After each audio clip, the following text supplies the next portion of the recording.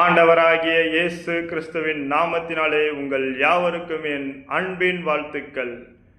இன்றைக்கான தேவனுடைய வார்த்தை, விரோதிகளுக்கு விரோதியாயும் இருப்பேன். இன்றைய தேவனுடைய வார்த்தை, விரோதிகளுக்கு விரோதியாயும் இருப்பேன். வாங்கள் தேவனுடைய வார்த்தையை விசுவாசத்துடன் பொறுமையாக முழுவதையும் கேட்போம்.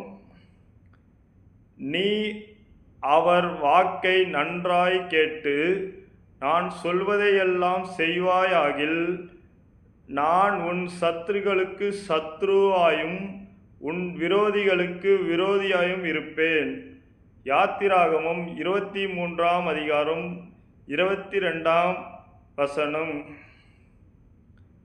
நாம் ஆண்டவருடைய சொல்லை கேட்டு நாம் நடந்தால் தேவன் என்ன சொல்கிறான்னா, உன்னுடைய சத்துருக்களுக்கு சத்ருவாகவும் உன் விரோதிகளுக்கு விரோதியாகவும் இருப்பேன். அருமையான தேவனுடைய வார்த்தை. நான் சொல்வதையெல்லாம் செய்வாயாகில், அதாவது தேவன் சொல்வதை நாம் செய்தால், தேவன் என்ன சொல்றாரு, உன் சத்துருக்களுக்கு சத்ருவாகவும் உன் விரோதிகளுக்கு விரோதியாயும் இருப்பேன்.